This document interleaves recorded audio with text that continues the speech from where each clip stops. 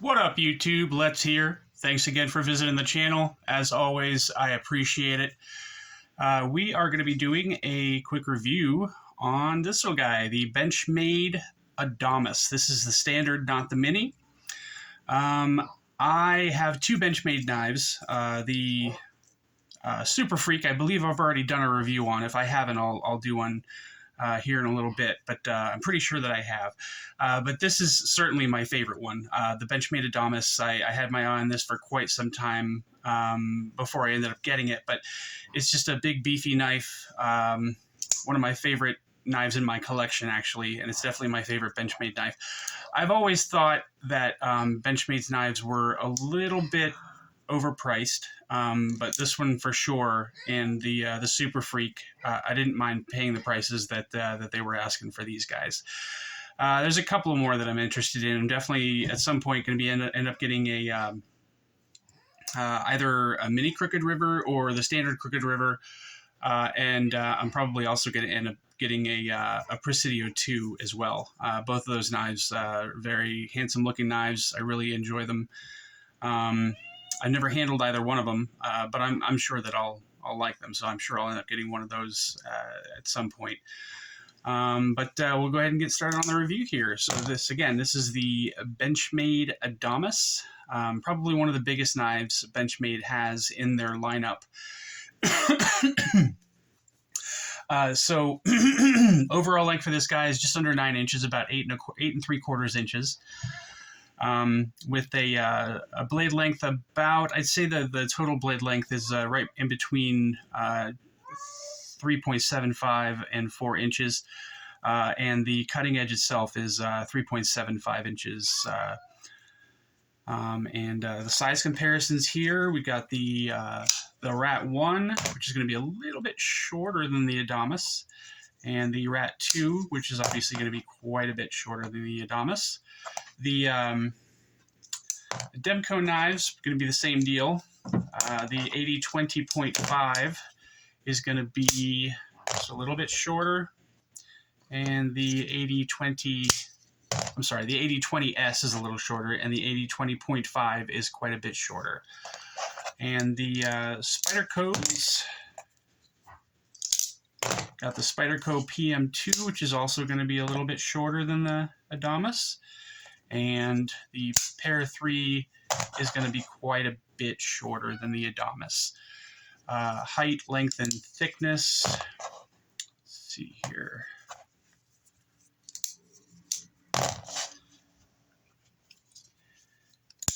All right, so it's just a excuse me, it's just a little bit longer than the Paramilitary 2 when it's closed.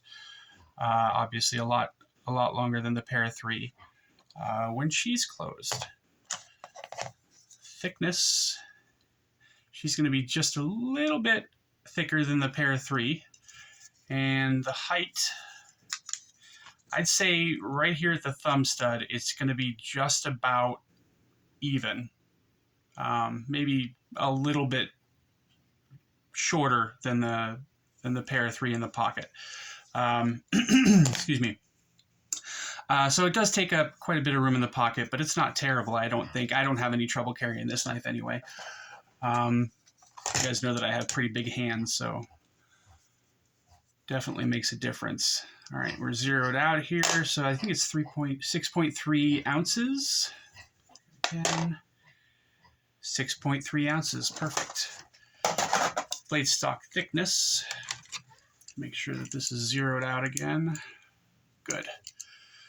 So we have 141 thousandths, which is pretty good. Excuse me. The hardware on this guy, you're going to have a T10 on the pivot, and everything else is going to be a T6, which is a bummer. I really wish this knife had T8 screws, but Benchmade decided that T6s would be better. Not sure why, but I'm not a huge fan of, I'm not a huge fan of T6s to begin with, but I definitely don't like Benchmade's T6 screws. Their T6 screws are very shallow, so it's hard to get a good bite in order to get these screws out. So if you're ever going to take this guy apart, be very, very careful that you don't strip those screws, because it's not very hard to do with these screws being as shallow as they are. Excuse me. The pivot on this guy is running on phosphor bronze washers, which makes for a good hard use knife. Not going to get a whole lot of junk in the pivot there, so that's good. The blade itself is CPM crew wear steel with a flat ground blade. You've got a fuller that extends out to about 70% of the blade here, and you got a swedge on the top. There's no serrations on this particular version, but I believe it does come with serrations if that's your thing. It does have a drop point profile. The scales are G10 with stainless steel liners that are milled out quite a bit. You can see these holes here. The holes go all the way through, obviously, so the scales are milled out pretty good. The pocket clip on this guy is just a stamped pocket clip. It's not titanium or anything like that. As you know, I don't use pocket clips on most of my knives, so this particular one doesn't have a pocket clip. It's got some standoffs here. You don't have any backspacer, so it's completely open design, easy to blow out if you get gunk in there or something like that. There's not a ton of billboarding on the blade here. You've got the Benchmade symbol, and then you've got the Siebert design and CPM crew wear back here. So that's the only thing written on the blade here. This finish here, I'm not sure what they call the color. I think it's like granite or something like that, cobalt, or I don't know, but it looks like a DLC coating, which is a very, very nice coating. I like the coating on this blade a lot. It's got kind of a matte finish to it. It's not as smooth as most DLC finishes are, but those are a little bit chalky to begin with. But this one is definitely more. It's more rough than most of the DLC coatings you're going to come across. The action on this guy is great. I actually have to take it apart and clean it out a little bit, because I think I have some gunk built up inside of it, because it's not as smooth as it normally is, but it is a very smooth knife. There's no D10 here because you got the bar lock, but the action is very easy. Push the thumb stud, or you can use the reverse flick to do it. Works very, very well. There's no lock stick with this particular one, which can happen with some crossbar locks, but this one works fantastic. It doesn't drop shut, but with a little bit of encouragement, it'll go down. I think that's just the nature of the beast with this this kind of a knife. It's so big and thick, and you've got the washers in there, so that's going to make the action a little bit more rough than something that'll just drop shut. I would definitely call this a hard use knife for sure.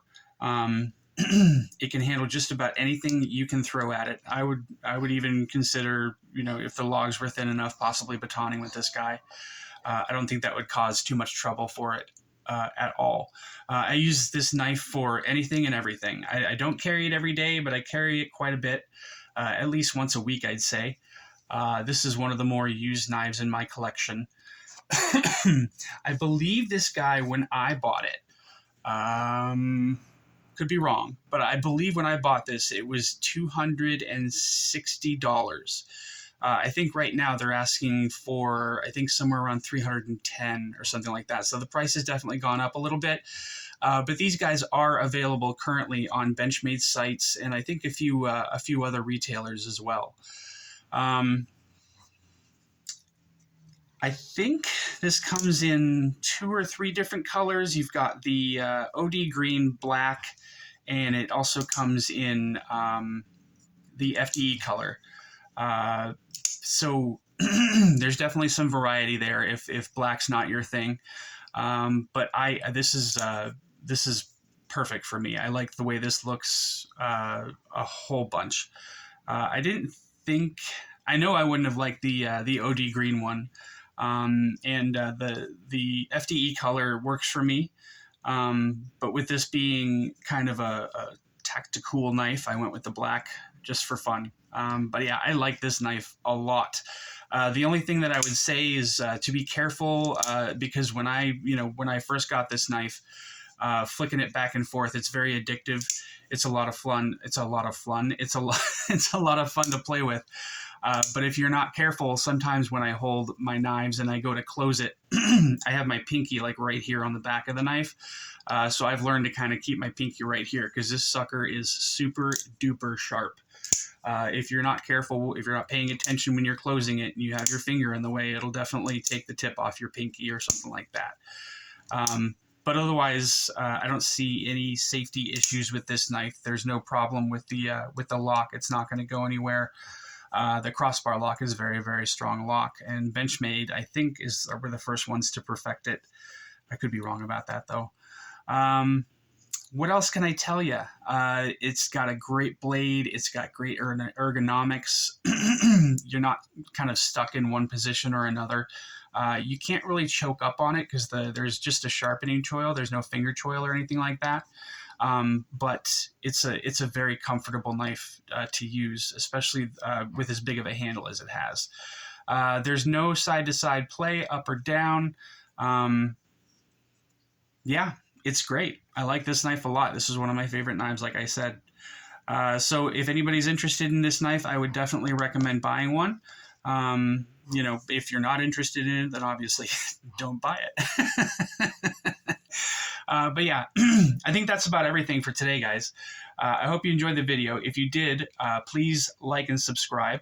And I hope you guys enjoy the rest of your day. Stay up, y'all. Take it easy. Bye.